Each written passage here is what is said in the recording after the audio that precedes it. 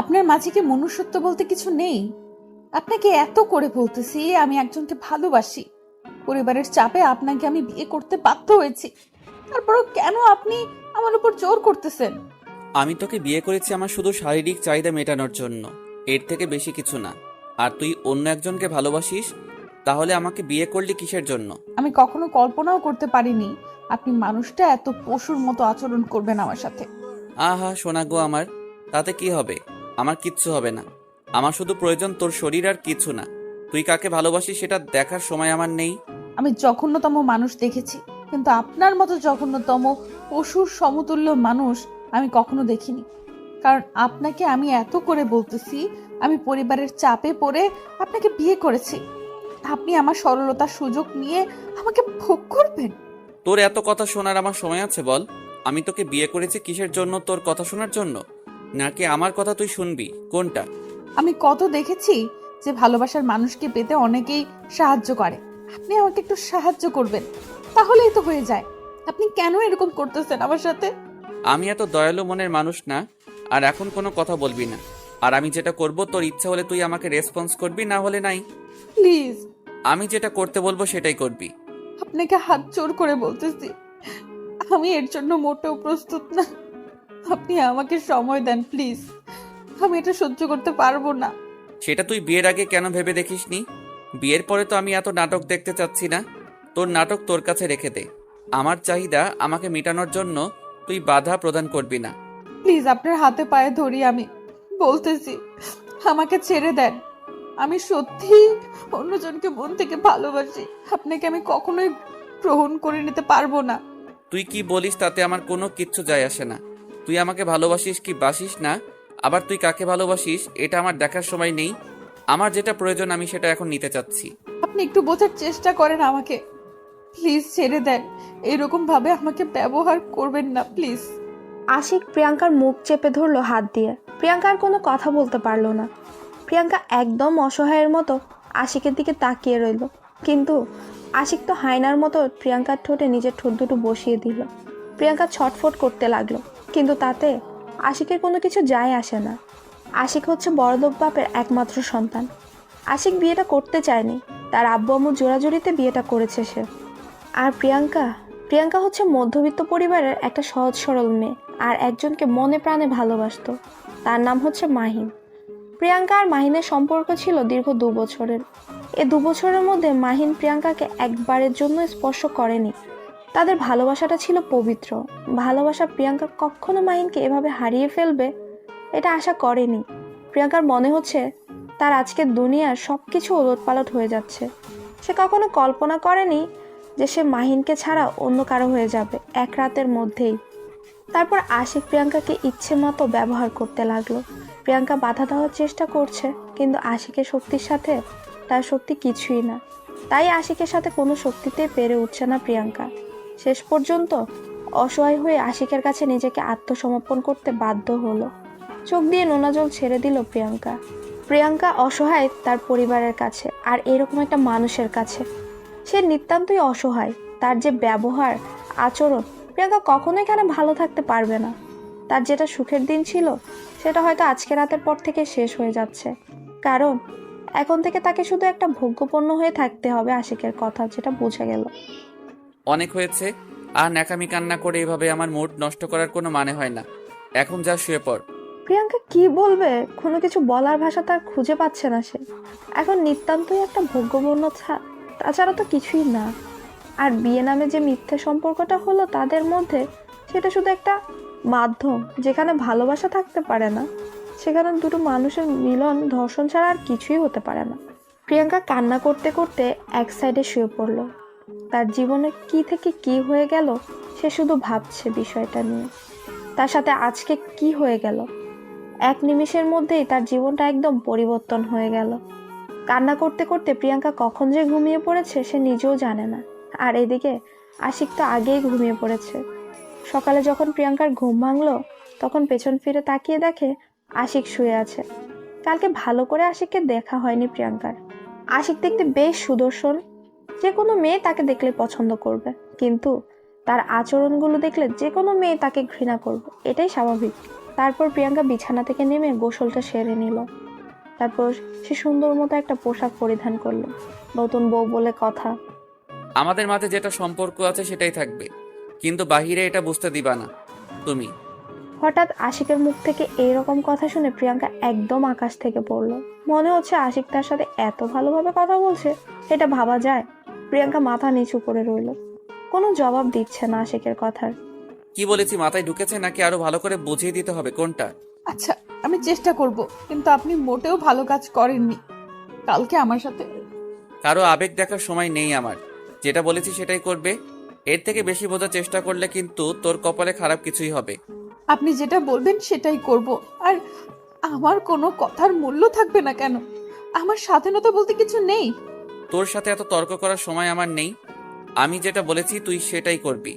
আর যদি বেশি বোঝার চেষ্টা করিস তাহলে কিন্তু ভালো হবে না, বলে দিচ্ছি। আচ্ছা, তাহলে আমি কি এটা ধরে নিতে পারি আমি শুধু এইখানে একটা মূর্তি বা রোবট, আর আপনি তার পরিচালনা করবেন? আপনি যেটা বলবেন আমি সেটাই করব, এরকম কিছু? আরে শালি, তোকে এত কথা বলতে বলেছি, তুই এত কথা বলতেছিস কিসের জন্য? আমার সাথে আর তর্ক করার ক্ষমতা হয় কি করে তোর? প্রিয়াঙ্কা কোনো কিছু বলার সাহস পেল না আশিকের রাগ দেখে, কারণ প্রিয়াঙ্কা এখন ভালোভাবে বুঝতে পেরেছে যে তার এখানে কোনো মূল্য নেই। সে যেটা বলবে তাকে সেটাই মেনে চলতে হবে, তা না হলে যে তার কপালে সত্যিই দুঃখ আছে, এখন আশিকের দিকে তাকালেই সেটা স্পষ্টভাবে বোঝা যাচ্ছে। প্রিয়াঙ্কা কোনো কিছু না বলে চুপচাপ মাথা নিচু করে সেখানে দাঁড়িয়ে রইল, আর সেটা দেখে আশিক কোনো পাত্তা না দিয়ে রুম থেকে বেরিয়ে চলে আসলো। প্রিয়াঙ্কা মনে মনে মাহিনের কথা চিন্তা করতে লাগলো। সে কি করছে? বিয়ের কথা কি শুনেছে? বিয়ের কথা শোনার পর তার কি অবস্থা হয়েছে সেটা ভাবতেই প্রিয়াঙ্কার অবস্থা আরো খারাপ হয়ে যাচ্ছে। তুই নতুন বউ এই বাসার, আর তুই এখনো এখানে দাঁড়িয়ে আছিস, বাইরে যাবি কে শুনি? আবার হঠাৎ করে আশিকের কণ্ঠ শুনতে পেয়ে প্রিয়াঙ্কা আঁতকে উঠল। আবার কি জানে কি হয়। প্রিয়াঙ্কা কোনো কিছু না বলে চুপচাপ মাথা নিচু করে আশিকের সামনে দিয়ে বাইরে চলে আসলো।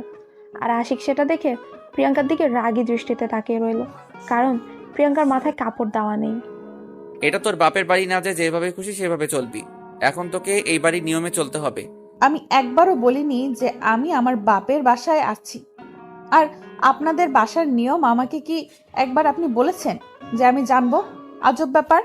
তুই এই বাড়ির পুত্রবধূর একমাত্র পুত্রবধূ। এখন তুই কাকে ভালোবাসিস সেটা তো দেখার সময় আমার নেই, কে কি ভাবতেছে সেটাও দেখার আমার সময় নেই। কিন্তু এখন তুই এই বাড়ির একমাত্র পুত্রবধূ, এটা মাথায় রাখবি। হিসাব করে চলাফেরা করবি, না হলে কিন্তু। আপনি আমার সাথে এরকম ব্যবহার করেন কেন সব সময়? বুঝি না। আমি তো আপনার সাথে কোনো ধরনের বাজে কথা বলি না বা বাজে ব্যবহার দেখাই না, তাহলে আপনি কেন আমাকে এইভাবে অপমান করেন? অপমানের দেখছস কি? মাত্র শুরু, আরো কত কি হবে। এখন তোর সাথে এত তর্ক করার আমার ইচ্ছা নেই। তুই বাইরে যা, আর যেটা বলেছি সেটা মাথায় রাখবি। প্রিয়াঙ্কা কোনো কথা না বলে চুপচাপ সবকিছু ঠিকঠাক করে নিয়ে নিচে নেমে আসলো। নিচে নেমে এসে দেখে আশিকের আম্মু বসে আছে। আশিকের আম্মু প্রিয়াঙ্কাকে দেখে তাড়াতাড়ি উঠে প্রিয়াঙ্কার কাছে চলে আসলো। তারপর পাড়া প্রতিবেশীদের সাথে প্রিয়াঙ্কার পরিচয় করিয়ে দিল। সবাই প্রিয়াঙ্কার গুণগান করে যে যার মতো করে চলে গেলেন। তারপর আশিকের আম্মু প্রিয়াঙ্কার সাথে করে নিয়ে এক জায়গায় বসে পড়লেন। প্রিয়াঙ্কার মনে হচ্ছে আশিকের আম্মুর ব্যবহার অনেক ভালো, কারণ তার কথাবার্তা, তার আচরণে দেখেই বোঝা যাচ্ছে। কালকে তো অনেক ঝামেলা ছিল, যার জন্য তোমার সাথে ভালো মতো কথাই বলতে পারলাম না। অনেক ঝামেলাই ছিলাম, আত্মীয় স্বজন ছিল, সবার সাথে কথা বলতে হয়েছিল, তাই তোমাকে সময় দিতে পারিনি। এটা কোনো সমস্যা হলো? এটা স্বাভাবিক ব্যাপার। আপনি একটু ঝামেলায় থাকতে পারেন, বিয়ে বাড়ি বলে কথা। তুমি আমাকে আপনি করে সম্বোধন করতেছো কিসের জন্য? তুমি বলবা, আর আমাকে এখন থেকে আম্মু বলে সম্বোধন করবা। আচ্ছা, তাহলে সমস্যা নেই, আমি আম্মু বলে সম্বোধন করব।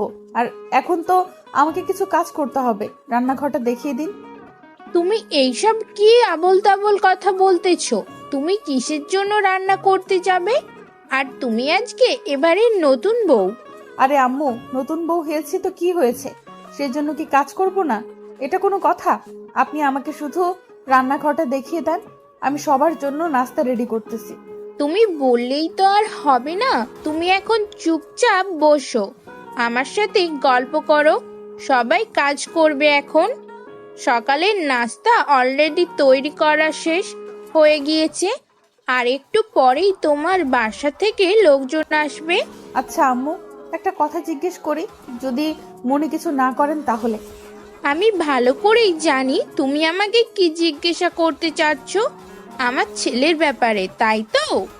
আসলে হ্যাঁ, আপনার ছেলের ব্যাপারে আমার কিছু জানার ছিল। এরকম ব্যবহার করতেছে কিসের জন্য আমার সাথে, আমি বুঝলাম না। পরে ধীরে ধীরে সব কিছু জানতে পারবে। নতুন এসেছো, নতুন একটা পরিবেশ, তাই হয়তো তোমার কাছে কোনো কেমন লাগ। আচ্ছা তাহলে এখন আমি একটু রুমে যাচ্ছি। আমার কেমন জানি খারাপ লাগতেছে। বাইরে হঠাৎ করে নতুন পরিবেশে এসেছি। আচ্ছা, তুমি তাহলে রুমে যাও। আমি একটু পরেই সবাইকে ডেকে নিচে নিয়ে আসব। তখন তুমি আমার সহ সবার সাথে গল্প করবে, তোমার ভালো লাগবে। প্রিয়াঙ্কা সেখানে কোনো প্রকার কথা বলল না। আর প্রিয়াঙ্কার মন কেমন যেন আনচান আনচান করছে মাহিনের জন্য। প্রিয়াঙ্কা শুধু মাহিনের কথাই ভাবছে। তার কোনো কিছু ভালো লাগছে না। সবার সাথে কথা বলছে ঠিক আছে, কিন্তু তার মনের ভেতর কি চলছে সেটা শুধু সে নিজেই বুঝতে পারছে। প্রিয়াঙ্কার মনের অবস্থা প্রিয়াঙ্কা কাউকে বুঝতে দিচ্ছে না। সবার সাথে সুন্দর করে হাসি খুশিভাবেই কথা বলার চেষ্টা করছে, কিন্তু তার মনের ভেতর তোলপাড় চলছে, সেটা একাই বুঝতে পারছে। প্রিয়াঙ্কা রুমে গিয়ে দেখে আশিক বিছানার উপর শুয়ে আছে আর ফোনে কার সাথে যেন কথা বলছে। প্রিয়াঙ্কা রুমে এসেছে দেখে আশিক হঠাৎ যে কিরকম একটা কাণ্ড করে বসলো সেটা প্রিয়াঙ্কার কল্পনার বাইরে ছিল। প্রিয়াঙ্কা কখনো কল্পনা করতে পারেনি হঠাৎ করে এইভাবে আক্রমণ করবে আশিক। প্লিজ এরকম করবেন না, আমি এটার জন্য মোটেও প্রস্তুত না। আপনি আমাকে ছেড়ে দেন। সেটা দেখার সময় আমার আছে নাকি? আমার যেটা প্রয়োজন আমি সেটা নিয়ে নেব। এখন তোর সেটা পছন্দ হলো কি হলো না, বা তোর ইচ্ছা থাকলেও কি থাকলো না, সেটা দেখার সময় আমার নেই। না, আপনি আমার সাথে এরকম করতে পারেন না। সব সময় জোর জবরদস্তি করতে পারেন না। আমারও একটা ইচ্ছা বলে কিছু আছে, স্বাধীনতা বলতে তো আমারও কিছু একটা আছে। তুই যখন থেকে আমাকে বিয়ে করেছিস তখন থেকে তোর স্বাধীনতা বলতে কিছু নেই, তোর ইচ্ছা বলতে কিছু নেই। আপনি যে এরকম একটা পশুর সমান মন নিয়ে চলাফেরা করেন আমি কখনো বুঝতে পারিনি। সেটা দেখার সময় আমার নেই। এখন চুপচাপ যেটা করতেছি করতে দে, না হলে কিন্তু ভালো হবে না। একটু যদি ডিস্টার্ব করিস তাহলে কিন্তু। প্রিয়াঙ্কা আর কোনো কথা বলার সুযোগ পেল না। আশিক তার ঠোঁট দুটো দিয়ে প্রিয়াঙ্কার ঠোঁট দুটো আঁকড়ে ধরল। প্রিয়াঙ্কা যতই নড়ানচড়া করছে আশিক ততই প্রিয়াঙ্কাকে কষ্ট দিচ্ছে। প্রিয়াঙ্কার অনেক খারাপ লাগছে, কি করবে ভেবে পাচ্ছে না। তাই সে বাধ্য হয়ে আশিকের ঠোঁটে কামড় বসিয়ে দিল। যেই প্রিয়াঙ্কা আশিকের ঠোঁটে কামড় বসিয়েছে আশিকের রাগ মনে হয় তেলে বেগুনে জ্বলে উঠল। আশিক প্রিয়াঙ্কাকে কোলে তুলে নিয়ে বিছানার উপর অনেক জোরে আছাড় মারল, যার কারণে প্রিয়াঙ্কা অনেক ব্যথা পেল কোমরে। আশিকের এইরকম হায়নার মতো রূপ দেখে প্রিয়াঙ্কা একদম চুপ হয়ে গেল। সে আর কোনো কথা মুখ দিয়ে উচ্চারণ করার সাহস পেল না। প্রিয়াঙ্কা একদম চুপ হয়ে গেল, নিশ্চুপ যাকে বলে। কোনো কিছু বললও না, একটু নড়াচড়াও করলো না, একদমই নিশ্চুপ। মনে হয় যেন দেহে প্রাণ আছে, কিন্তু মনে হচ্ছে দেহে প্রাণ আছে কিন্তু দেহটা মরা। আশিক যেভাবে খুশি সেভাবেই উপভোগ করছে, আনন্দ নিচ্ছে। প্রিয়াঙ্কা চুপচাপ নীরবে কান্না করে যাচ্ছে, কোনো কথা বলছে না। যেখানে সে বৈধ দর্শন হচ্ছে, বৈধ দর্শন বলছি কারণ তাদের তো বিয়ে হয়ে গেছে তাই। বেশ কিছুক্ষণ পর আশিক প্রিয়াঙ্কাকে ছেড়ে দিয়ে বালিশের উপর মাথা রেখে প্রিয়াঙ্কাকে বুকে টেনে নিল। সেটা দেখে প্রিয়াঙ্কা অবাক হয়ে ওর দিকে কিছুক্ষণ তাকিয়ে রইল, তারপর ঘৃণার দৃষ্টিতে তাকিয়ে রইল আশিকের দিকে কিছুক্ষণ। আমাকে রাগ দেখিয়ে কোনো লাভ হবে না। আমার যখন যেটা খুশি আমি সেটাই করব। কারো রাগ দেখার সময় বা কারো মান অভিমান দেখার সময় আমার নেই, সেটা আগেই বলে রাখছি। আমি কোনো পশুর উপর রাগ দেখাতে চাই না, যে পশুর মতো সবসময় আচরণ করে তার সাথে আমি কোনো প্রকার কথা বলতে চাই না। তাতে আমার কিছু আসে যায় না। তুই আমার সাথে কথা বলবি কি বলবি না সেটা আমার দেখার সময় আছে নাকি? আমার যেটা খুশি আমি সেটাই করব। একদিন আপনার এই অহংকার থাকবে না, মনে রাখবেন কথাটা। সেদিন আপনি অনেক কান্না করবেন, অনেক, যেটা বলার বাহিরে। আর সেদিন আপনার পাশে কেউ থাকবে না। সেই দিনটার অপেক্ষায় আমি আছি। কবে সেই দিন আসবে আমি সেটার জন্য খুব আকুল আগ্রহে অপেক্ষা করতেছি। আমি চাই সেই দিন আমার জীবনে আসুক। মুখ দিয়ে কথাটা যতটা বলা সহজ বা মনে করতেছেন বিষয়টা যত সহজ, যখন বাস্তবতার সম্মুখীন হবেন তখন বুঝতে পারবেন। তোকে এত জ্ঞান দিতে হবে না, চুপচাপ তুই তোর মতো গিয়ে কাজ কর, যা। আর আমার সামনে তোকে থাকতে হবে না। প্রিয়াঙ্কা আশিককে কি আর বলবে, যেখানে সে একটা ভোগ্যপূর্ণ, তার সাথে কথা বলা গুরুত্বহীন ছাড়া কিছুই না। যার কাছে তার কোনো ছিটে ফোটার গুরুত্ব নেই, তার সাথে কথা বলেই বা কি লাভ? এখানে যে তাকে থাকতেই হবে, এখান থেকে বাসায় যেতে পারবে না, কারণ বিয়ের পর তার মা বাবা বলে দিয়েছে তাকে আর বাসায় নিয়ে যাবে না, কারণ সে নাকি কলঙ্ক তাদের। এটা প্রিয়াঙ্কার আব্বু আম্মু মনে করেন। তাই প্রিয়াঙ্কা যতই কষ্ট হোক না কেন তাকে এখানে থাকতে হবে। সে চাইলেও তার বাসায় যেতে পারছে না, ইচ্ছা থাকা সত্ত্বেও তার বাসায় যাইতে পারবে না সে। যদি সে এখানে মরেও যায় তাহলে তাকে এখানেই মাটি চাপা দেওয়া হবে, তারপরও তাকে বাসায় নেওয়া যাওয়া যাবে না। প্রিয়াঙ্কা চুপচাপ বিছানা থেকে উঠে গিয়ে সোফায় শুয়ে পড়লো, আর এদিকে আশিক বিছানায় শুয়ে ঘুমে তাকে আর দেখা কে। আর প্রিয়াঙ্কা কান্না করতে করতে কখন যে ঘুমিয়ে পড়েছে সে নিজেও জানে না। আম্মু, ভাবি কোথায়? এখনো তো দেখলাম না ভাবিকে। সেই গত রাতে দেখেছি, তারপর থেকে তো এখনো দেখলামই না।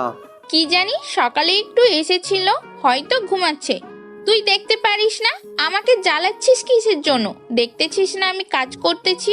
তোমার একটা খাটাস ছেলে আছে না, সে তো আমাকে দেখলে কত কি বলবে, তার জন্য তার সামনে এখন যাইতে চাচ্ছি না। যখন যাই তার পড়াশোনার খবর চলে আর বলে পড়াশোনা কেমন চলতেছে। এসব শুনতে কি ভালো লাগে সবসময় বলো? সেটা তো তোর ভালোর জন্যই বলে, তাই না? তোর খারাপ তো চায় না সে, তোর ভবিষ্যৎ ভালো চাই বলেই তোকে একটু শাসন করে। সেটা তোর যদি না ভালো লাগে তাহলে তো তোকে বাসায় রাখা যাবে না, তাহলে বোর্ডিং স্কুলে রেখে আসতে হবে। তুমিও তাহলে স্বার্থপরের মতো কথা বলতেছো। ভাইয়া কথা বলে, তুমিও এই কথা বলো। থাকবো না আমি বাসায়, আমি চলে যাবো বোর্ডিং স্কুলে। দেখবো কেমনে থাকো তুমি একা বাসায়। আমিও তো সেটাই চাচ্ছি, তুই চলে যা। এখন আমার একটা মেয়ে নিয়ে এসেছি, বুঝতে পারছিস? তোর ভাবিকে আমি মেয়ে বানিয়ে নিয়েছি, তার সাথে গল্প করে থাকবো। তুই বোর্ডিং স্কুলে চলে যা, পড়াশোনা ভালো করে কর। বুঝতে পেরেছি আমাকে কেউ ভালোবাসে না। দেখি নতুন যে মেহমান এসেছে সে কতটা আমাকে ভালোবাসে। সে যদি আমাকে একটু ভালো না বাসে তাহলে আমি সত্যি সত্যি চলে যাব, থাকবো না, অনেক দূরে চলে যাব। একটা কথা মাথায় রাখবে, সবসময় তার সাথে ভালো ব্যবহার করবি, ভালোভাবে কথা বলবি, একদম দুষ্টুমি করবি না তার সাথে, তাহলে কিন্তু আশিক পিটাবে। আমি তোমার ছেলেকে ভয় পাই নাকি? সে যদি আমার সাথে খারাপ ব্যবহার করেছে এরপর থেকে, তাহলে আমিও তার প্রতিবাদ করে দেখিয়ে দিব, দেখে নিও। আচ্ছা, সেটা পরে দেখা যাবে। এখন তুই আমার সাথে এত তর্ক করছিস, কি ব্যাপার? কি তোর কি কোনো কিছু লাগবে, নাকি এমনিতেই তর্ক করছিস? এখন কিচ্ছু লাগবে না, আমি শুধু আসলাম আমার সেই আধুনিক ভাবিটা কোথায় তার একটু চাঁদ মুখখানা দেখি। কালকে তো ভালোভাবে দেখতেই পাইনি ঘুমের জন্য। তাদের রুমে গিয়ে দেখতে পারিস, তার সাথে কথা বললে নিতে পারিস তো। আমি কিন্তু তোকে পরিচয় করিয়ে দেব না। নিজে থেকে যদি পরিচয় হতে পারিস তাহলে ভালো, আর না পারলে আমার কোনো কিছু করার নেই। আমি মাঝে মাঝে কনফিউজড হয়ে যাই, তুমি কি আসলে আমার মা নাকি অন্য কেউ? তুমি যেভাবে আমার সাথে মাঝে মাঝে আচরণ করো আমার অনেক হিংসা হয়। আমার ভাইয়ের সাথে আর তার সাথে কত ভালোভাবে আচরণ করো তুমি। ওরে হতচ্ছাড়া, এই বয়সে এই কথা মুখ দিয়ে বের হচ্ছে? না জানি বড় হলে আরো কত কথা বের হবে তোর মুখ থেকে। তুই এখন এখান থেকে চলে যা আমার চোখের সামনে থেকে, আমার রাগ ওঠার আগেই। আচ্ছা চলে যাচ্ছি, আর আসবো না তোমার সামনে। পরে আমাকে ডাকলে আসবো না, মনে রাখো আমার কথাটা, মাথায় রেখো। তুমি আমার চোখের সামনে থেকে না গেলে কিন্তু সত্যি সত্যি তোর পিটনে শুরু করিয়ে দেব। তুই এখন যা, তার সাথে পরিচয় হয়ে আয় আমার সাথে। তোর এত কথা কিসের? আচ্ছা চলে যাচ্ছি, আর তোমার বকুনি না শুনি। আমার পড়াশোনা আছে, তোমার বকুনির সঙ্গে আমার পড়াশোনার মাথা থাকবে না, সবকিছু পেটে চলে যাবে তোমার জন্য। নীল আর সেখানে তার আম্মুর সাথে কোনো প্রকার তর্ক না করে চুপচাপ সেখান থেকে কেটে পড়লো। সে ভালো করেই জানে তার আম্মুকে যদি আরেকটু বেশি ডিস্টার্ব করে তাহলে তাকে এখন দৌড়ানি খাইতে হবে। দৌড়ানি খাওয়ার আগে সে এখান থেকে সরে পড়লে সেটাই ভালো হয়। নীল সেখান থেকে সরে গিয়ে উকি ঝুঁকি দিতে দিতে তার ভাইয়ের রুমের দিকে চলে আসলো। তার ভাইয়ের রুম মানে আশিকের রুমে। সে সহজেই প্রবেশ করতে পারে না, কারণ আশিক এতটাই রাগী যে তার রুমে কেউ সহজে প্রবেশ করতে চায় না। কাকে কি বলে ঝাড়ি দেয় তার জন্য কেউ তার রুমে প্রবেশ করতে চায় না। আর নীল একদম তার রুমে যায় না, কারণ গেলেই এক গাদা কথা শুনতে হয়। নীল সেখানে গিয়ে দেখে ভেতর থেকে রুমের দরজা লক করে দেওয়া। তাই নীল এখন কি করবে ভেবে পাচ্ছে না, দরজা কড়া নাড়বে নাকি এখান থেকে চলে যাবে। কিন্তু নীলের কেমন জানি মনটা মানছে না, তার কেন জানি তার নতুন ভাবির সাথে কথা বলতে ইচ্ছে করছে। নীল এক প্রকার ভয়ভীতি দূর করে দরজা কড়া নাড়তে লাগলো। হঠাৎ করে দরজা এতবার কড়া নাড়ার ফলে প্রিয়াঙ্কার ঘুমটা ভেঙে গেল। সে উঠে দরজাটা খুলে দিয়ে দেখে সামনে একটা পিচ্চি ছেলে দাঁড়িয়ে আছে আর ড্যাব ড্যাব করে প্রিয়াঙ্কাকে দিকে তাকিয়ে আছে। কি হলো বাবু, কি হয়েছে বলবে?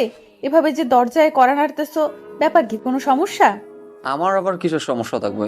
এটা আমার বাড়ি, যেখানে খুশি সেখানে যাইতে পারি, আর কারো পারমিশন নেওয়ার প্রয়োজন হয় না। আচ্ছা, বুঝতে পারলাম, আপনার বাড়ি যেখানে খুশি সেখানে যাইতে পারেন, কিন্তু দেখতে তো পারছেন ভেতর থেকে দরজা দেওয়া। তারপরও কেন আপনি আমাদের ডিস্টার্ব করতেছেন? এই মেয়ে, এত কথা বলো কিসের জন্য? সম্মান দিয়ে কথা বলো, রেসপেক্ট মি, বুঝতে পারছো? আচ্ছা, তাহলে এই ব্যাপার, আপনি আমার সম্বন্ধে কি হন যে আপনাকে আমি রেসপেক্ট দিয়ে বলবো? এখান থেকে ভাগেন বলতেছি। এত বড় সাহস, আমার মুখের উপর তর্ক! এই আপনি কে? আপনাকে আমার বাসায় প্রবেশ করতে অধিকার কে দিয়েছে শুনি? আমি এই বাড়ির মালিক, এখন থেকে এই বাড়িটা আমার। আর আপনি কে? আপনি এখানে কিসের জন্য? ভাইয়া, ও ভাইয়া, এই মেয়েটা কে রে?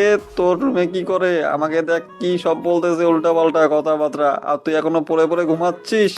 ও আচ্ছা, তাহলে এই ব্যাপার, এখন বুঝতে পেরেছি মিস্টার। আপনাকে তাহলে, আপনি আমার দেবরজি। ভাইয়া যেমন তার ছোট ভাইও তেমন। কি বলতেছেন আপনি? ভাইয়া বিয়ে করলো কখন? আর আপনি কি বলতেছেন? আপনি ভাইয়ার বউ, মানে আমার ভাবি? আর তাহলে আমি জানি না এটা কেমনে সম্ভব। আপনি মিথ্যা বলতেছেন, এখন এখান থেকে বেরিয়ে যান। ও আচ্ছা, তাহলে এই ব্যাপার। তাহলে কালকে আমার কোলে কে ঘুমিয়ে এসেছিল জানি? ও তাহলে অন্য একজন হবে। আমি তাহলে ভুল দেখেছিলাম। ধুর, প্রাণটার করতে পারলাম না, শেষ পর্যন্ত চিনে নিয়েছেন তাহলে। আমি হচ্ছি এই বাড়ির ছোট মিয়া, আর আপনার একমাত্র দেবর। দেখতে তো ভারী মিষ্টি তুমি, কিন্তু এত দুষ্টুমি করো কিসের জন্য শুনি? আমি তো প্রথমে ভয় পেয়ে গিয়েছিলাম, পরে ভালোভাবে দেখে চিনতে পেরেছি। এটা তো কি দেখলেন, এখনো সব কিছুই বাকি। আর আপনার নাকি একটা ছোট্ট বোন আছে শুনেছি, তার নাম্বারটা কি দেওয়া যাবে? আচ্ছা, এই ব্যাপার, তোমার বয়সটা যেন কত হবে? 10 থেকে 12, এর উপরে তো আর হবে না, তাই না? এই বয়সের কথা জিজ্ঞেস করতেছেন কিসের জন্য আমাকে? দেখে কি ছোট পিচ্ছি মনে হয়? আপনার তো সাহস কম না, আমার বয়স নিয়ে কটাক্ষ করতেছেন? আমি তোমার সাথে এত তর্ক করতে পারবো না। আমি তোমার ভাইয়াকে ঘুম থেকে জাগায় দিচ্ছি, তুমি তার সাথে তর্ক করো। আমার খেয়ে দিয়ে তো কাজ নেই তোমার সাথে তর্ক করে। তারাও দেখাচ্ছি মজা তোমাকে। আচ্ছা থাক, লাগবে না, আমি চলে যাচ্ছি। আমার সাথে কাউকে কথা বলতে হবে না। আমি দুষ্টুমি করি, তার জন্য আমাকে কেউ ভালোবাসে না। আমি কারোর সাথে কথা বলবো না, আমি এ বাসায় থাকবো না, বোর্ডিংয়ে চলে যাব। আমি তোমাকে সেটা বলেছি? তুমি এই বয়সে তুমি আমার ছোট বোনের কথা জিজ্ঞেস করতেছো? ভেবে দেখো তুমি বড় হলে কি করবে। শুধু একটু দুষ্টুমি করতেছিলাম, আর আপনি সেটা সিরিয়াসলি নিয়ে নিয়েছেন। আমি কখনো কল্পনা করতে পারিনি আমি একটু দুষ্টুমি করতেছিলাম, তার জন্য এরকম করবেন আমার সাথে। আহা সোনা বাবু আমার, রাগ করে না। আমিও তোমার সাথে একটু দুষ্টুমি করলাম, তোমার জন্য খারাপ লাগতেছিল। হঠাৎ করে দুষ্টুমি করতেছি তার কারণে। তুমি যখন আমার সাথে হঠাৎ করে দুষ্টুমি করতেছিলে, আমারও খারাপ লাগতেছিল, তাই না? আচ্ছা তাহলে ঠিক আছে, আমি মেনে নিলাম এবারের মতো। এখন আমি চলে যাচ্ছি, একটু পর আবার এসে গল্প করব। এখন আমার খাটার বাড়িটা ঘুমাচ্ছে, এখন যদি বেশি কথা বলি, যদি ঘুম ভেঙে যায় তার আমার জন্য, তাহলে তো আমাকে কি কি বলবে। তুমিও তোমার ভাইকে এত ভয় পাও? তাহলে তোমাদের বাসায় কে তোমার ভাইকে ভয় পায় না সেটা আমাকে বলো তো। কারণ যাকে জিজ্ঞেস করতেছি সেই তোমার ভাইকে ভয় পায়, ব্যাপার কি?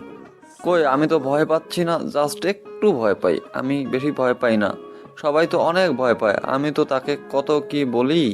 আচ্ছা, তাহলে তুমি এখন আমার সাথে এখানে থাকো, দেখি তোমার ভাইয়া কি বলে। আমি আছি, আমার সামনে তোমার ভাই তোমাকে কিছু বলতে পারবে না। তুমি আমার সাথে থাকো, আমার সাথে গল্প করো।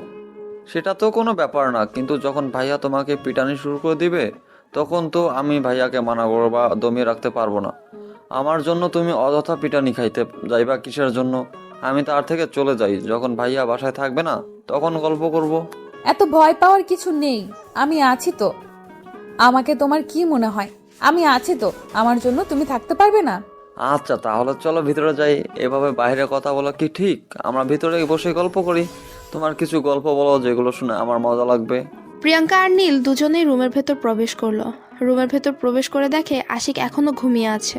তাই নীল বেশি জোরে কথা বলছে না, আস্তে আস্তে কথা বলছে। নীলের অবস্থা দেখে প্রিয়াঙ্কা মনে মনে কিছুক্ষণ হেসে নিল, কারণ প্রকাশ করলে তো নীল আবার মন খারাপ করবে, ছোট ছেলে। প্রিয়াঙ্কা নীলের সাথে কথা বলছে আর ঘরের যাবতীয় জিনিসগুলো গুছিয়ে রাখছে। সে এলোমেলো যে জিনিসগুলো আছে সেগুলো গুছিয়ে রাখছে সুন্দর করে। আর এদিকে নীলের সাথে গল্প করছে। নীলে অনেক মজা পাচ্ছে প্রিয়াঙ্কার সাথে এইভাবে কথা বলে, কারণ নীলের সাথে তেমন ভাবে কেউ ভালো করে কথা বলে না। সবসময় যে কথা বলতে আসে পড়াশোনার কথাই বলে একমাত্র প্রিয়াঙ্কাই এমন একজন ব্যক্তি যে নীলকে পড়াশোনা ছাড়া কথা বলছে। এই বিষয়টা নীলের খুব ভালো লাগছে। তাকে পড়াশোনার কথা বলে কেউ প্যারা দিচ্ছে না, কিন্তু একটা জিনিস ভেবে ভয় পাচ্ছে, যদি আশিক এখন ঘুম থেকে উঠে আর নীলকে এখানে দেখে পড়াশোনার কথা তো জিজ্ঞেস করবে। যদি বলে সে এখানে অনেকক্ষণ ধরে আছে, তাহলে তো তার আর বাঁচার উপায় নেই। কি জবাব দেবে সেটাই ভেবে ভয় পাচ্ছে নীল। কিরে নীল, তুই এখানে কিসের জন্য, কি করতেছিস এখানে তুই?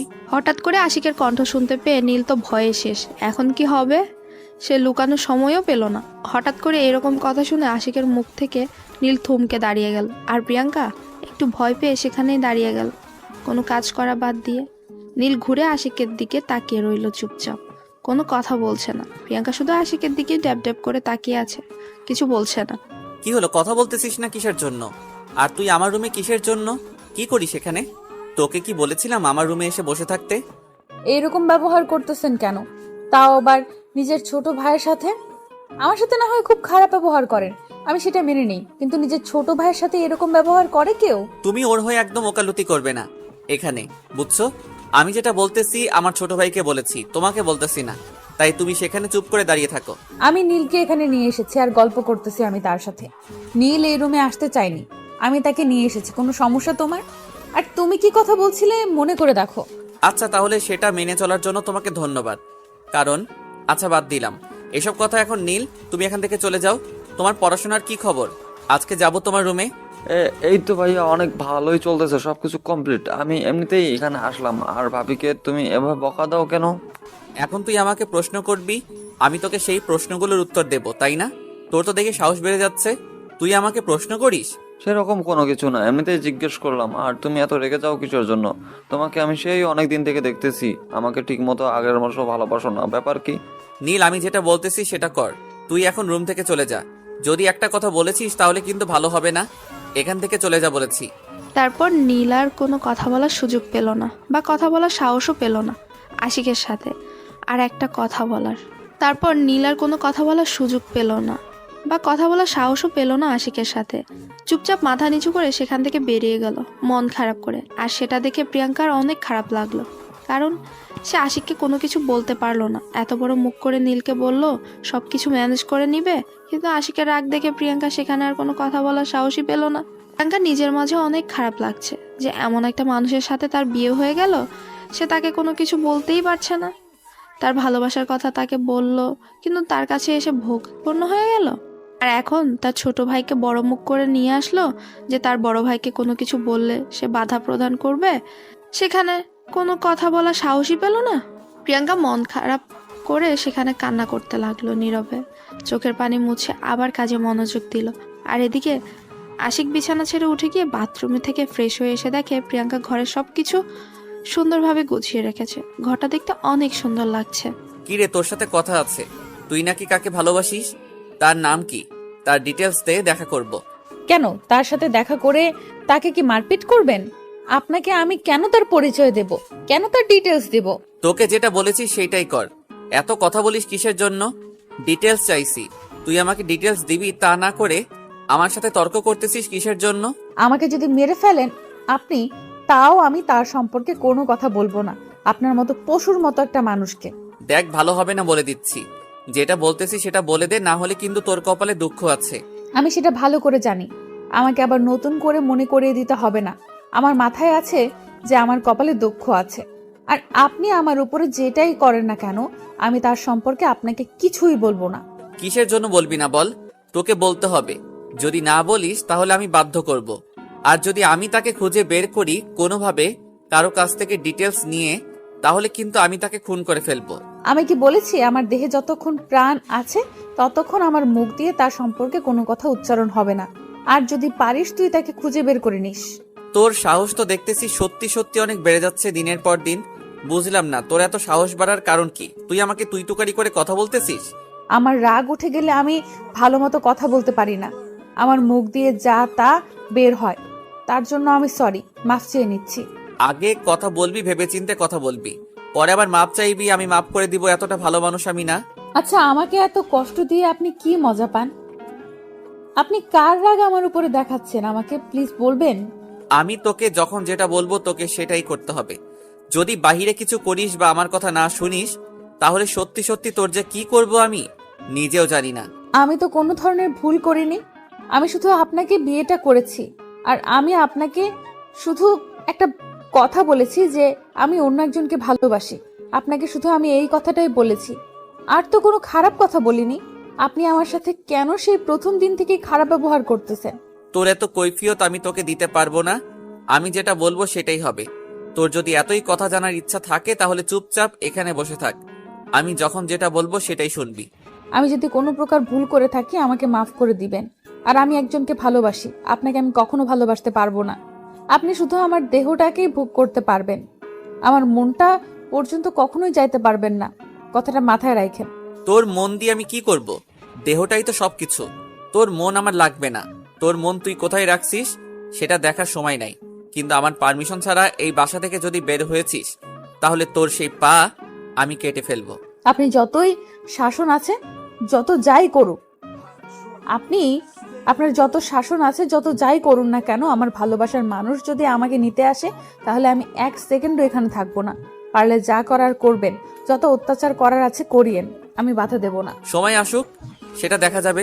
থাকিস কি থাকিস না সেটা আমি দেখে নেব।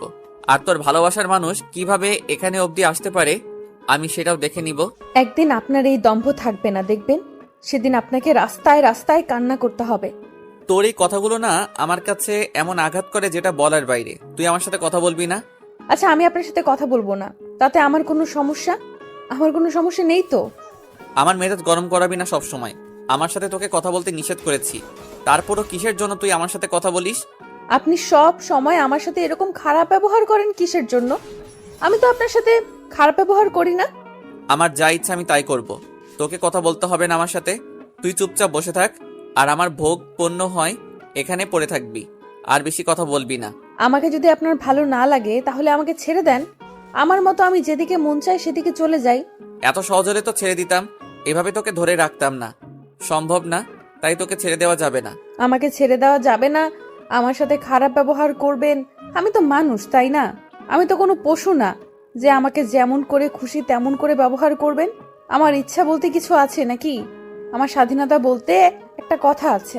তোকে কতবার বলেছি তুই আমার সাথে তর্ক করবি না। তর্ক করলে আমার প্রচুর পরিমাণ রাগ উঠে যায়, আর আমি তোকে এখন কি যে করব। কথাটা বলে আশিক প্রিয়াঙ্কাকে একদম হাত দিয়ে চেপে ধরলো। প্রিয়াঙ্কার গলায় তার হাতে ছাপ বসিয়ে দিল। প্রিয়াঙ্কা অস্থির হয়ে যাচ্ছে আশিকের এইরকম কাণ্ড দেখে। প্রিয়াঙ্কা কোনো কিছু বলতে পারছে না। আশিকের শক্তির সাথে প্রিয়াঙ্কা পেরেও উঠছে না। প্রিয়াঙ্কার মনে হচ্ছে তার জীবন এখানেই শেষ, কারণ আশিক এমনভাবে তার গলা চেপে রেখেছে প্রিয়াঙ্কার শ্বাস বন্ধ হয়ে যাচ্ছে। প্রিয়াঙ্কার নিঃশ্বাস নিতে পারছে না। প্রিয়াঙ্কা কি করবে না করবে ভেবে পাচ্ছে না। শেষ পর্যন্ত কোনো কিছুর উপায় না পেয়ে আশিকের হাতে কামড় বসিয়ে দিল। শরীরে যত শক্তি ছিল সব শক্তি প্রয়োগ করে আশিকের হাতে কামড় বসিয়ে দিল। আশিক ব্যথায় কুকিয়ে উঠে প্রিয়াঙ্কার গলা ছেড়ে দিল, আর প্রিয়াঙ্কা অনেক জোরে জোরে শ্বাস নিতে লাগলো। প্রিয়াঙ্কা বেশি কিছুক্ষণ দাঁড়িয়ে থাকতে পারলো না, বিছানার উপর লুটিয়ে পড়লো। তার কেমন জানি শরীর অনেক অসুস্থ লাগছে, কারণ আর কিছুক্ষণ যদি আশিক তাকে এভাবে ধরে রাখতো তাহলে প্রিয়াঙ্কা বেঁচে থাকা হতো না, তাকে এখানেই মরে পড়ে থাকতে হতো। আর তার পরিবার থেকে কেউ এখানে তাকে বাঁচানোর জন্য এগিয়েও আসতো না। প্রিয়াঙ্কা কখন যে জ্ঞান হারিয়ে ফেলেছে সে নিজেও জানে না। যখন তার জ্ঞান ফিরল তখন দেখে আশিকের কোলে মাথা রেখে শুয়ে আছে, আর আশিক তার দিকে এক দৃষ্টিতে তাকিয়ে আছে। প্রিয়াঙ্কা তাড়াতাড়ি আশিকের কোল থেকে নিজের মাথাটা সরিয়ে বালিশের উপর মাথা রাখলো। যখন প্রিয়াঙ্কা তার মাথাটা আশিকের কোল থেকে সরিয়ে বালিশের উপর রাখলো, আশিক আবার প্রিয়াঙ্কাকে ধরে তার কোলে শুইয়ে দিল আর মাথায় তেল মালিশ দিতে লাগলো। যখন আশিক খেয়াল করে দেখলো যে প্রিয়াঙ্কা জ্ঞান হারিয়ে ফেলেছে, তখন আশিকের হুঁশ ফিরে এসেছে যে সে কি করতে চলেছে একটু আগে। আমার সাথে কাউকে ভালো ব্যবহার আর দেখাতে হবে না। আমাকে এখন ছেড়ে দিলে ভালো হয়। আমি একা থাকতে চাচ্ছি। বেশি কথা বলতে পারবো না, আমার যা ইচ্ছা তাই করতেছি। যদি একটু ডিস্টার্ব দেওয়ার চেষ্টা করিস তাহলে কিন্তু তোর কপালে আজকে অনেক দুঃখ আছে। কি আর দুঃখ আছে? মেরে ফেলবেন তো? আচ্ছা, এবার আর আমি কোনো ধরনের শক্তি প্রয়োগ করব না। এখন তো আমি আপনার কোলে মাথা দিয়ে আছি, নেন, যেমন করে খুশি তেমন করে মেরে ফেলেন। আমি আপনাকে কিচ্ছু বলবো না। বলতেছি না বেশি কথা বলবি না, মাথা গরম আছে। আর একটা কথা বলবি না, যদি বলিস তাহলে কিন্তু ভালো হবে না, বলে দিচ্ছি। যেটা করতেছি করতে দে, না হলে কিন্তু কি করব নিজেও জানি না। মাথা কিন্তু ঠিক নেই। আজকে আপনাকে বলতে হবে। কেন আপনি আমার সাথে এরকম খারাপ ব্যবহার করেন? না হলে কিন্তু আমি আপনাকে কখনোই ক্ষমা করব না। আমি কি একবারও বলেছি তুই আমাকে ক্ষমা কর? আর আমি কি একবারও তোর কাছে ভুল স্বীকার করেছি যে তুই আমাকে ক্ষমা করবি? এখন যেটা করতেছি করতে দে, না হলে। না হলে কি করবেন? মেরে ফেলবেন? মেরে ফেলেন, সমস্যা নেই তো। আমার বাসা থেকে কেউ আপনাদের কিচ্ছু বলবে না। আমার মতো একটা কলঙ্ককে কেউ ভালোবাসে না। আর আপনি কেন ভালোবাসতে যাবেন?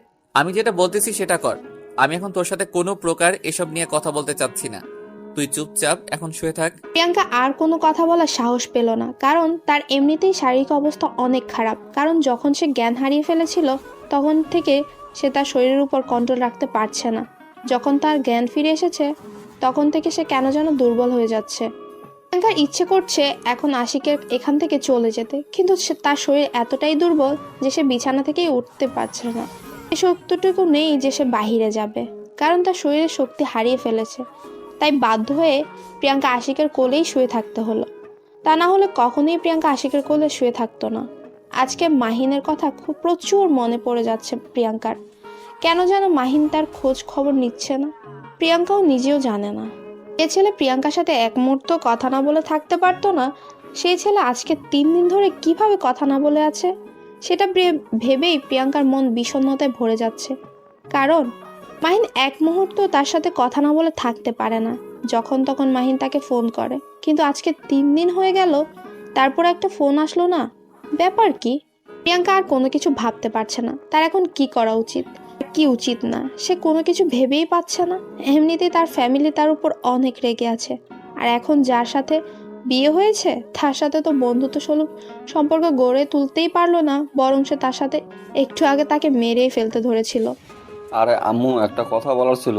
ভাইয়ার কি এমন হয়ে গেল যে গত 3-4 মাস থেকে এরকম ব্যবহার করতেছে আমার সাথে? এর আগে তো কত ভালোবাসতো আমাকে। তোকে এত কথার উত্তর আমি দিতে পারবো না। তোর প্রশ্ন আমার কানে খুব জ্বালাতন করে। তুই এখন এখান থেকে যা। আমার কথা তুমি পাত্তা দাও না কিসের জন্য? আমি একটা প্রশ্ন করলে তুমি সেটা এড়িয়ে যাও কেন বলো তো? আমি কি দোষ করেছি যে তুমি আমার সাথে এরকম করো, কোনো কথার উত্তর দাও না? আমার এখন কোনো কিছু ভালো লাগছে না। তুই গিয়ে তোর ভাবির সাথে গল্প কর, আমাকে ডিস্টার্ব করবি না। এখন তো তোর ভাবি আছে তাই না, তার সাথে গল্প করতে পারিস। তোমার ছেলের জন্য তো আমি তার কাছে যাইতেই পারি না। তোমার ছেলে সবসময় আমার সাথে খারাপ ব্যবহার করে। এর একটা বিহিত করবে কিনা তুমি তাই বলো, না হলে কিন্তু আমি আব্বুকে বিচার দিতে বাধ্য হব। তোর কিন্তু দিন দিন পাকনামি বেশি হয়ে যাচ্ছে। পড়াশোনার খবরই নাই। সব সময় দেখতেছি তুই আমার সাথে না হলে তোর ভাইয়ার সাথে লেগে থাকতেছিস। ব্যাপার কি? আচ্ছা, আমিও যখন বড় হব আমাকেও তো বিয়ে দিবে তাই না? তাহলে আমার বউয়ের সাথে যদি কেউ কথা বলে তাহলে কিন্তু আমিও তার সাথে এরকম ব্যবহার করবো তাই না? ওরে হতচ্ছাড়া, তোর তো দেখতেছি দিন দিন বুদ্ধি জ্ঞান লোপ পাচ্ছে। কারণ তুই এখন দেখতেছি অন্যমনস্ক হয়ে যাচ্ছিস। তোর বয়স কত? তুই মাত্র ক্লাস 7-এ পড়িস, আর তুই এখন বলতেছিস বিয়ের কথা। দাঁড়া, তোর ভাইয়াকে বিষয়টা বলতেছি। তুমি সবসময় আমাকে ভাইয়ার ভয় দেখাও কিসের জন্য বুঝি না। ভাইয়া আমাকে কি করবে? কিছুই করতে পারবে না। তুমি শুধু আমাকে ভাইয়ার ভয় দেখাও। তুমি আমাকে বলো কবে দিবা আমার বিয়ে? কি বললি তুই? আর একবার বল। আমি একটু কানে কম শুনছি তো ইদানিং। আর একবার বল, তাহলে ভালো হবে।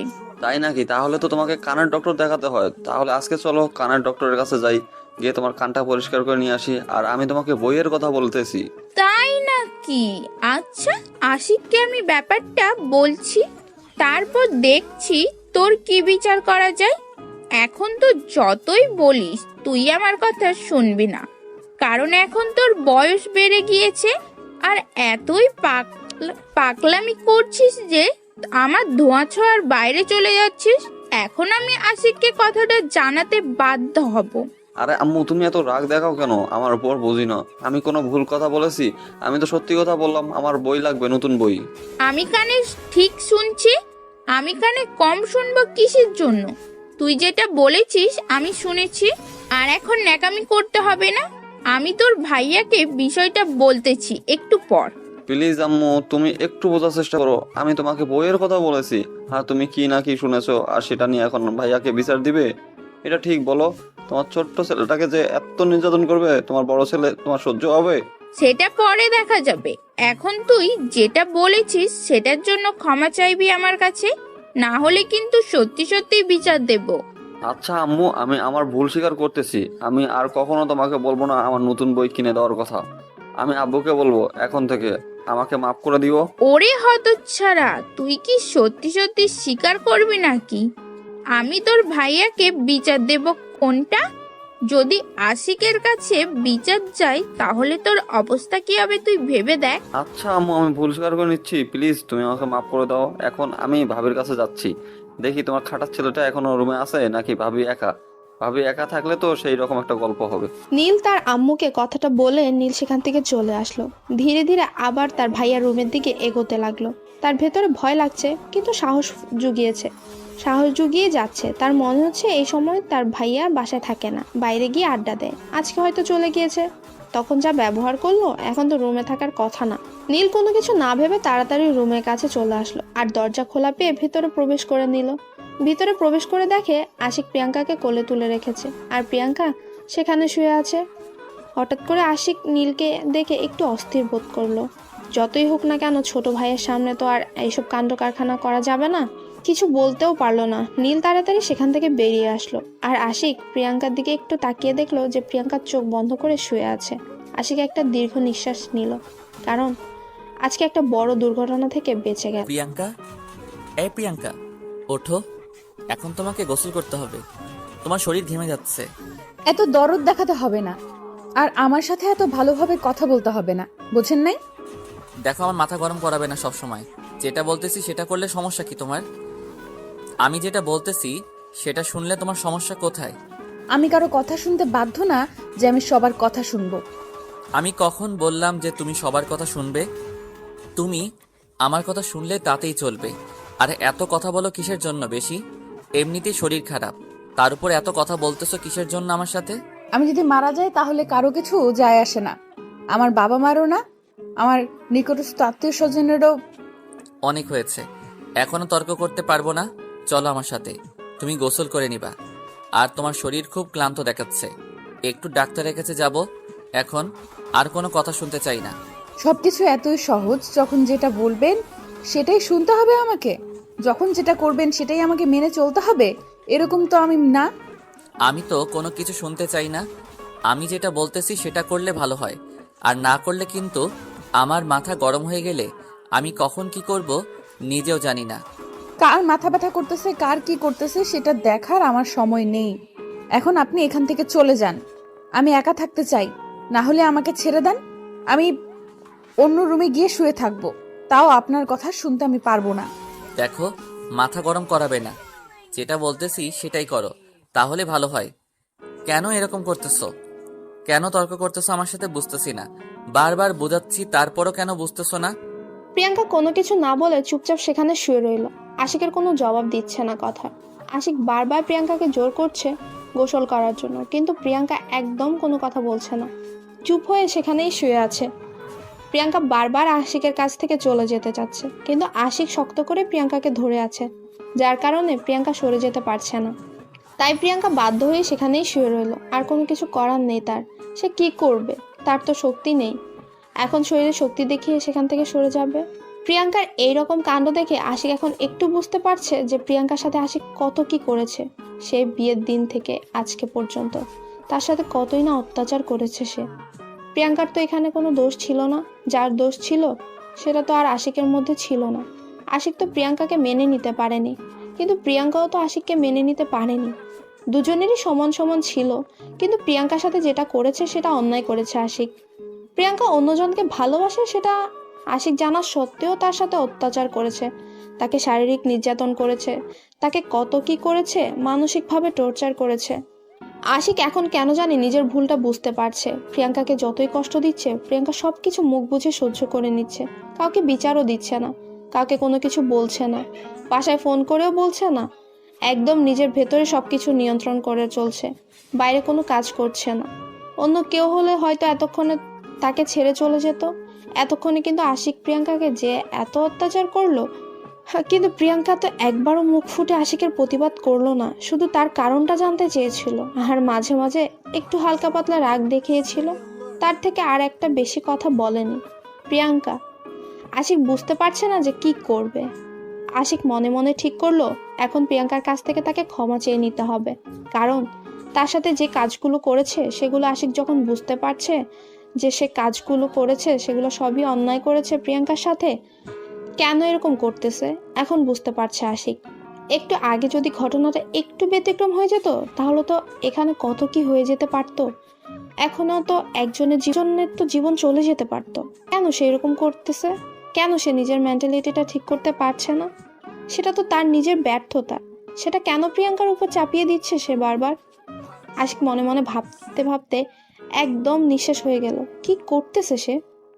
দেখো, তুমি যদি এখন আমার কথা না শোনো, সত্যি কিন্তু আমি কি করব নিজেও জানি না। আমার কথা শোনো, তাহলে তোমার জন্য ভালো হবে। তোমার যা ইচ্ছা তাই করো, আমি তোমার কথা শুনবো না। এটা আমি শেষবারের মতো বলতেছি, আমাকে আর ডিস্টার্ব করবে না। দেখো, এরকম জেদ ধরে থাকবে না। তাড়াতাড়ি গোসল করে ফ্রেশ হয়ে নাও। ডাক্তারের কাছে যাব, সেখান থেকে সোজা তোমাদের বাসায় যাব। ওখানে 2 দিন থাকবো, তারপর বাসায় আসবো। আমার এখানে বিয়ে হয়েছে, আমাকে এখানে থাকতে বলেছে আমার বাবা মা। আমি সেখানে মরে গেলেও যাব না। এখন আর আপনি আমাকে এইভাবে জোর জবরদস্তি করবেন না, আমার ভালো লাগতেছে না। কেন? আমার কথা শুনলে সমস্যা কোথায়? এমন করতেছো কিসের জন্য বুঝতেছি না। আমার কথা শোনো তুমি। আর তুমি কেন জেদ ধরে আছো নিজের উপর, বা আমার উপর কেন জেদ করে আছো? কেন আপনি আমাকে এইভাবে অত্যাচার করতেছেন বলেন তো? তার থেকে একবার মেরে ফেলুন তো। এত কষ্ট শুনতে আমার ভালো লাগে না। একটু আগে তো মেরে ফেলতে ধরেছিলেন, এখন আবার জীবিত রেখে এত কথা বলতেছেন, ব্যাপার কি? তার থেকে একেবারে মেরে ফেলুন, ঝামেলা শেষ। আমি বলেছি এখন আমার কথা শোনো। এখন যদি তুমি গোসল না করেও তাহলে আরো অসুস্থ হয়ে যাবে। আর ডক্টরের কাছে না গেলে তো কখনো সুস্থ হবে না, তোমাকে দেখে বোঝা যাচ্ছে। আমি মারা গেলে তো কারো কিচ্ছু আসবে যাবে না, তাহলে আমাকে নিয়ে এত টেনশন করার কি আছে বুঝতেছি না। এত আলগা পিরিত দেখাতে হবে না। বুঝতে পেরেছি, কথায় কোনো পাত্তা পাবো না তোমার সাথে। আমি যতই কথা বলবো তুমি সেগুলো কাটিয়ে যাবে বা আমার কথাগুলো এড়িয়ে যাবে। এখন আমাকে কাজ করিয়ে দেখিয়ে দিতে হবে, তা না হলে কোনো কিছু করা সম্ভব না তোমার সাথে। আশিক আর প্রিয়াঙ্কার সাথে কোনো কথা বললো না। আশিক প্রিয়াঙ্কাকে কোলে তুলে নিল, তারপর বাথরুম নিয়ে চলে আসলো। আর প্রিয়াঙ্কা সেটা দেখে একদম অবাক হয়ে যাচ্ছে।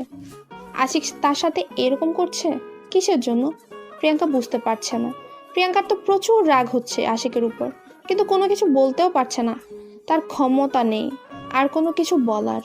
প্রিয়াঙ্কা মনে মনে অনেক রেগে যাচ্ছে আশিকের উপর। প্রিয়াঙ্কার ইচ্ছে করছে আশিককে খুন করে ফেলতে। তার সাথে কত অত্যাচার করেছে সে। একটা সুস্থ সবল মানুষ ছিল, তাকে একদম অসুস্থ বানিয়ে ফেলেছে। এখন যে সে নিজের খোঁজ খবর পাচ্ছে না, নিজের শরীর অবস্থা বুঝতে পারছে না, তার কি যে অবস্থা হয়েছে, শরীর ভীষণ দুর্বল। আশিক প্রিয়াঙ্কাকে সেখানে ধরে দাঁড় করিয়ে দিল, তারপর শাওয়ারের পানি ছেড়ে দিল।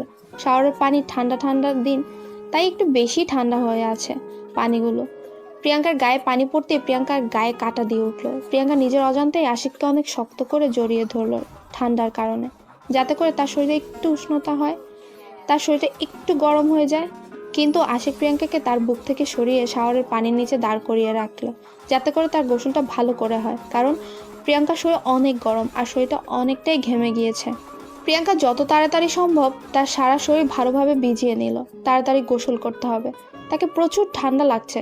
কেন জানি আশিক প্রিয়াঙ্কাকে এক মুহূর্তের জন্য একা ছেড়ে দিচ্ছে না। যদি ছেড়ে দেয় আর যদি পড়ে যায় তাহলে তো নিশ্চয়ই একটা ক্ষতি হয়ে যাবে। আজকে আশিকের ভুলের জন্যই প্রিয়াঙ্কার এই অবস্থা। আশিক প্রিয়াঙ্কাকে ভালোভাবে ধরে রেখেছে সযত্নে, যাতে করে প্রিয়াঙ্কার আর কোনো ক্ষতি না হয়। সে তো একটা মানুষ, পশু তো না, রোবটও না।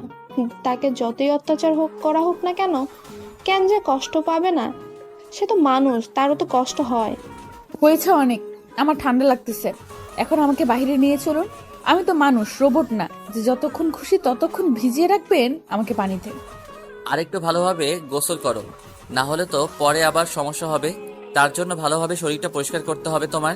হয়েছে, এখন আমাকে ছেড়ে দেন, আমি বাইরে যাব, আমার প্রচুর ঠান্ডা লাগতেছে। আর আপনি এরকম জোর করতেছেন কিসের জন্য? আমি তো গোসল করলাম, তাহলে আমাকে এভাবে জোর করে এখানে রাখার কি আছে?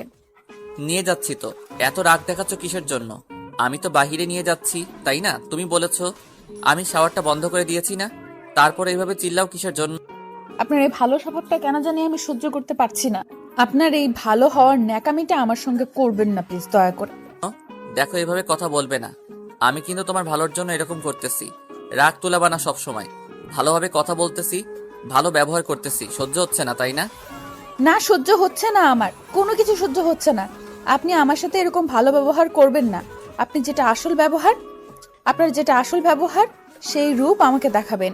ন্যাকামি করতে আসবেন না, ন্যাকামি করতে হবে না আমার সাথে। আচ্ছা, আমি তো অনেক নেকামি করি, আমি অনেক খারাপ। আমি কথা দিচ্ছি, তোমার ভালোবাসার মানুষকে তোমার কাছে ফিরিয়ে এনে দিব। তুমি তার ডিটেলসগুলো আমাকে দাও, আমি তার কাছে তোমাকে দিয়ে দেব, সমস্যা নেই। এত ন্যাকামি করতে হবে না, বোঝেন নাই? আমাকে এভাবে দয়া দেখাতে হবে না। আর আমার সাথে যত খুশি যত পারেন অত্যাচার করতে থাকেন, যাতে করে আমি তাড়াতাড়ি মরে যাই। দেখো, এত কথা বলতে পারবো না, তুমি সব সময় একটু বেশি কথা বলো। আমি যেটা বলতেছি সেটাই করো। তার ডিটেলসগুলো আমাকে দিয়ে দাও, আমি তাকে খুঁজে তোমার হাতে তুলে দেব, আর তোমাকে আমার কাছ থেকে মুক্তি দেব, কথা দিলাম। সত্যি বলতেছেন নাকি নাটক করতেছেন? আবার কোনো প্ল্যান আছে নাকি? প্ল্যান কাজে লাগানোর জন্য আমার দুর্বলতার সুযোগ নিচ্ছেন? এখানে কোনো দুর্বলতার সুযোগ নিচ্ছি না।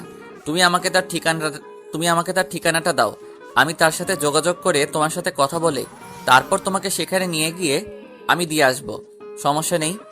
আমার কাছ থেকে তোমাকে মুক্তি দিয়ে দিব।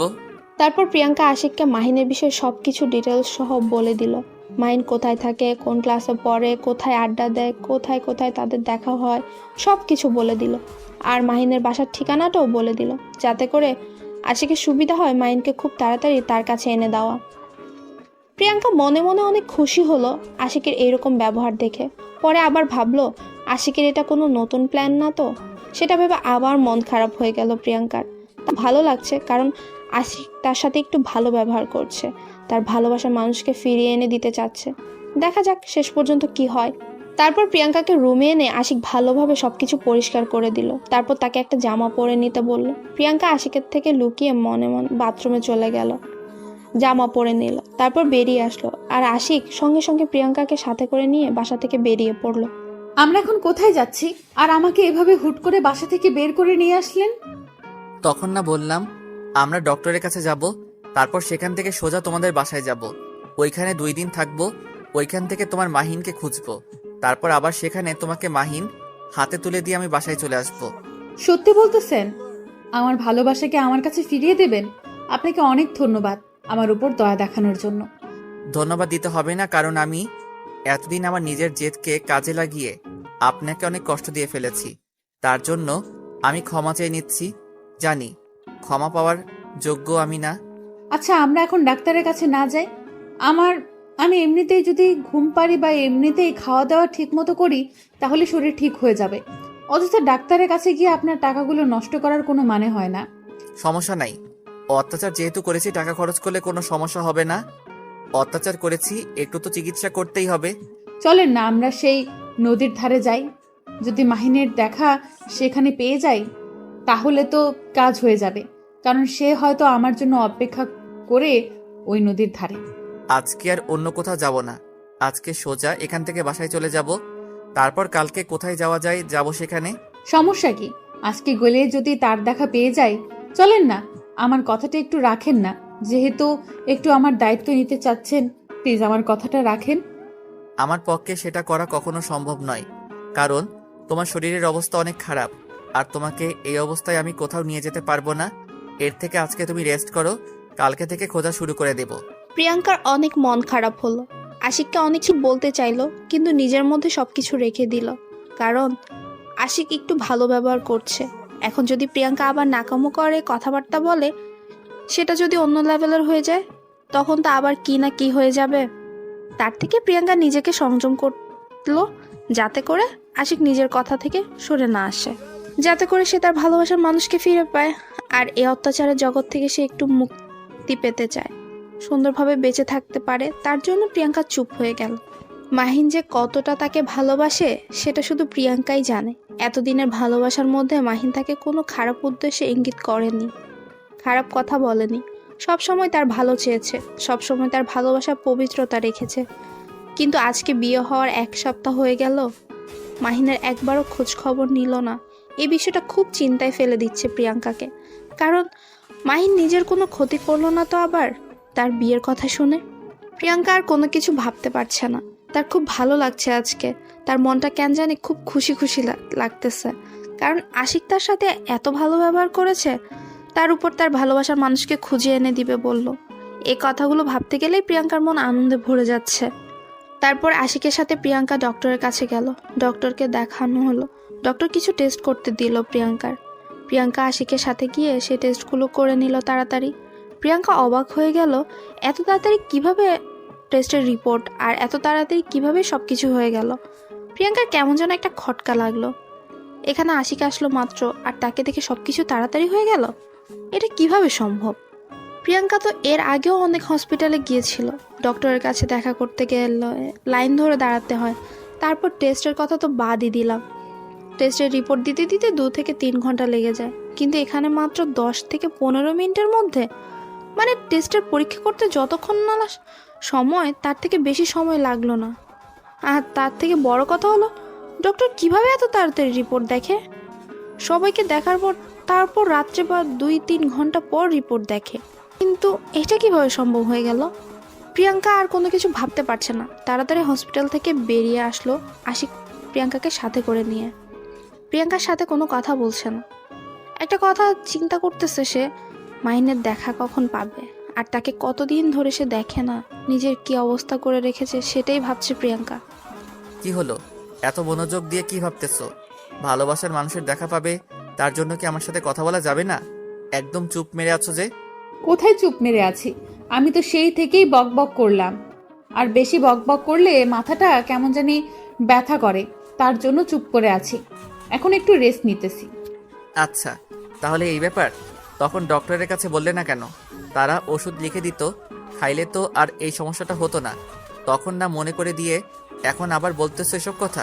ব্যাপার না, ঠিক হয়ে যাবে। এটা কোনো সমস্যা হলো? এমনিতেই ঠিক হয়ে যাবে। ঘুম হয়নি তো এই কয়দিনে, তার কারণে এরকম সমস্যা হচ্ছে। সব আমার দোষ, তাই না? আমি যদি এরকম না করতাম তাহলে আজকে আপনার কোনো সমস্যা হতো না। এটা কি শুরু করেছেন বলেন তো? একবার আপনি, একবার তুমি, একবার তুই, যে কোনো একটা ধরে থাকেন। এখন থেকে একটাই ধরে থাকবো, সেটা হচ্ছে আপনি। কারণ এখন থেকে এটার পরিবর্তন করার অধিকার আমার নাই। কে বলেছে নাই? কেন নাই? কিসের জন্য নেই? আপনি যেহেতু আমাকে চেনেন, বা আপনার এখন বউ আমি, তাহলে তুমি বা তুই করেই বলতে পারেন, সমস্যা নেই। আপনার যেটা খুশি আপনি ধরে থাকবেন কিসের জন্য? ভালো জিনিসের কদর আমরা করতে পারি না, তাই আমিও হয়তো ভালো জিনিসের কদর করতে পারলাম না। তার জন্য এখন থেকে আপনি ঠিক করে রাখছি। কি বলবেন আপনি? আপনার কোনো কথা আমি বুঝতে পারতেছি না। এতক্ষণ তো আপনার কথা মানে গুলো বুঝতে পারলাম, এখন কেন জানি আমার মাথার উপর দিয়ে যাচ্ছে। আপনাকে কোনো কিছু বুঝতে হবে না। এখন চলেন আপনার বাসায় যাব, তারপর সেখানে গিয়ে রেস্ট করব। আমারও খুব ক্লান্ত লাগতেছে কেন জানি। আচ্ছা তাহলে চলেন এখান থেকে। তো আমাদের বাসা অনেক দূর, জার্নি করতে হবে। কে বলেছে অনেক দূর? আমরা এখন বাইকে যাব, সমস্যা নেই। উঠো, বা অটো বা সিএনজিতে যাব না, খুব তাড়াতাড়ি পৌঁছে যাব। এখন আমরা বাইক কই পাইবো? আসার সময় তো সিএনজি করেই আসলাম, এখানে এখন বাইক কোথায় পাবো আমরা? সেটা নিয়ে তোমাকে এত টেনশন করতে হবে না, সেই টেনশনটা আমার, আমি ম্যানেজ করে রেখেছি। এখন চলো, তাড়াতাড়ি সামনে রাখা আছে আমাদের জন্য বাইক। প্রিয়াঙ্কা আর কোনো কথা বললো না, চুপচাপ আশিকের সাথে সামনে এগিয়ে যেতে লাগলো। সামনে গিয়ে দেখে সত্যি একটা বাইক রাখা আছে, সেখানে একটা ছেলে দাঁড়িয়ে আছে। ছেলেটা আশিকের হাতে বাইকের চাবিটা দিয়ে একটা ট্যাক্সি করে সেখান থেকে চলে গেল। আশিক বাইকে উঠে পড়লো আর প্রিয়াঙ্কাকে উঠতে বলল। প্রিয়াঙ্কা আশিককে ধরে বাইকে উঠে বসে পড়ল, আর আশিক সঙ্গে সঙ্গে অনেক স্পিডে বাইক চালানো শুরু করে দিল। প্রিয়াঙ্কা প্রথমে ভেবেছিল আশিক হয়তো ভালো মতো ড্রাইভ করতে পারে না, কিন্তু আশিকের ড্রাইভ দেখে প্রিয়াঙ্কা অবাক হয়ে গেল। আশিকের ড্রাইভিংটা প্রিয়াঙ্কা অনেক এনজয় করলো, কারণ এত সুন্দরভাবে ড্রাইভিং করছে আর এত স্পিডে গাড়ি চালিয়েছে নিখুঁতভাবে, একদম একজন রাইডারের মতো। প্রিয়াঙ্কা তো আসলে জানতো না যে আশিক আগে কি করছিল বা এখন কি করে, কিছুই না। আশিকের সাথে প্রিয়াঙ্কা আজকে 1 সপ্তাহ যাবৎ আছে, কিন্তু আশিকের সম্পর্কে সে এখন পর্যন্ত কিছুই জানে না। আশিক কি করে, আশিকের পেশা কি, আশিক কি কাজ করে, শুধু প্রিয়াঙ্কা জানে আশিকের আব্বু বিদেশ থাকে, সেখান থেকে টাকা পাঠায়, সে টাকায় মনে হয় আশিক চলাচল করে। কিন্তু প্রিয়াঙ্কা তো আর এটা জানে না যে আশিক কত বড় বিজনেসম্যান আর কত সফল একজন ব্যক্তি। কিন্তু তার কিছু সমস্যার কারণে তার আজকে এই অবস্থা। সেখানে যে ডাক্তারের কাছে গিয়েছিল সেটা ছিল আশিকের বেস্ট ফ্রেন্ড, একসাথে পড়াশোনা করেছে ছোট্টবেলা থেকেই। আশিকও ডাক্তারি পড়েছে, কিন্তু ডাক্তারি না করে সে এখন ব্যবসা করে। কিছুক্ষণ পর আশিক প্রিয়াঙ্কার বাসার সামনে গিয়ে পৌঁছে গেল। খুব অল্প সময়, 30 মিনিট লেগেছিল। যেখানে 1 ঘন্টার রাস্তা সেখানে 30 মিনিটের মধ্যে এসে পৌঁছে গেল। আশিক এসে প্রিয়াঙ্কাকে বাইক থেকে নামিয়ে দিয়ে আবার বাইকটা একটা সাইড করে রেখে দিল। তারপর প্রিয়াঙ্কার হাত ধরে প্রিয়াঙ্কাদের বাসায় প্রবেশ করলো আশিক। বাসার ভেতরে প্রবেশ করে দেখে গেটম্যান বাইরে দাঁড়িয়ে আছে, আর বাসার ভেতরে নাকি কেউ নেই। গেটম্যানের কাছ থেকে জানতে পারলো। তার কাছ থেকে চাবিটা নিয়ে নিল প্রিয়াঙ্কা, তারপর ভেতরে চলে আসলো। আচ্ছা, আমরা যে এখানে আসব সেটা কি আমার আব্বু আম্মু জানে না, নাকি তাদের জানানো হয়নি? আমি আসলাম তাদেরকে সারপ্রাইজ দিতে, কিন্তু উল্টো তো আমি নিজেই সারপ্রাইজড হয়ে গেলাম। কেউ বাসায় নেই, এখন কি হবে? কি আর হবে, আমার রুমে চলেন, আমি আপনাকে রুমটা দেখিয়ে দিচ্ছি। আর আমি দেখি আব্বু আম্মুর সাথে ফোনে কথা বলি, কতক্ষণ লাগবে বাসায় আসতে তাদের। অযথা তাদেরকে টেনশনে নিয়ে লাভ আছে? তার থেকে তারা যে কাজে গেছে কাজটা শেষ করে আসুক, আমরা এখন রেস্ট করি। এটা কেমনে হয়? আপনি জামাই মানুষ, নতুন এসেছেন শ্বশুরবাড়ি, আর আপনার খাতিরদারি করবে না? এটা কেমনে হয়? আপনি এখানে শুয়ে থাকেন, আমি আপনার জন্য নাস্তা নিয়ে আসতেছি। এত দরদ দেখাতে হবে না। নিজের শরীরের খোঁজ পায় না, সে নাকি আমার জন্য নাস্তা করতে যাবে? কে বলেছে শরীরের খোঁজ পায় না? এখন আমি ঠিক আছি, এখন আমি আপনার জন্য নাস্তা করে নিয়ে আসতে পারবো। আমার উপর বিশ্বাস রাখেন, আমি নিয়ে আসতেছি। এটা না করে এই নেন আমার মোবাইল। আপনার সেই ভালোবাসার মানুষকে একটু ফোন দেন। আপনার সিম থেকে ফোন দিলে হয়তো না ধরতে না পারে অভিমান করে, তাই আমার আননোন সিম থেকে ফোন করেন আর কথা বলেন কালকে কোথায় যাব, আমরা গিয়ে তার দেখা পাবো। যেহেতু আমার উপর অভিমান করে আছে, এখন যদি ফোন করি আর দেখা করার কথা বলি তাহলে নিশ্চয়ই আসবে না। তার থেকে সে যেখানে সেখানে থাকে, আমি সব জায়গা চিনি, আমরা কালকে সেখানে সেখানে যাব। বাকিটা আপনার ইচ্ছা। আমার বলা উচিত ছিল, আমি বললাম। এখন যদি আপনি তার সাথে কথা বলেন তাহলে ভালো, না বললে আমার তো কিছু করার নেই। যেটা অবশ্যই ঠিক বলেছেন, যেহেতু আপনার কিছু করার নেই তাহলে আপনি এখানে বসে থাকেন, আমি আপনার জন্য নাস্তা রেডি করে আনতেছি। আপনাকে দেখে ক্লান্ত মনে হচ্ছে, আপনি শুয়ে থাকেন, আমি নিচে যাচ্ছি আর আসতেছি। বলতেছি না আমার জন্য কিছু করা লাগবে না, আর আপনার এই অসুস্থ শরীর নিয়ে আপনি নিচে যাবে না, আসবেনও না, আর এখানে শুয়ে থাকবেন। পরে আবার ঝামেলা হবে, না হলে আমি এত কিছু নিতে পারবো না, তার থেকে আপনি শুয়ে থাকেন। আমাকে নিয়ে এত টেনশন করতে হবে না, আমার কিছু হবে না, আমি একদম ঠিক থাকবো। আপনার জন্য নাস্তা নিয়ে আসতেছি, এত কথা বলতে হবে না আমার সাথে, আমি যাব আর আসবো। আমার উপর কথা বলা কিন্তু আমি একদম পছন্দ করি না, সেটা আপনি ভালো করে জানেন। আশা করি আর বোঝাতে হবে না। এখন চুপচাপ এখানে শুয়ে রেস্ট করেন, আমার কিচ্ছু লাগবে না।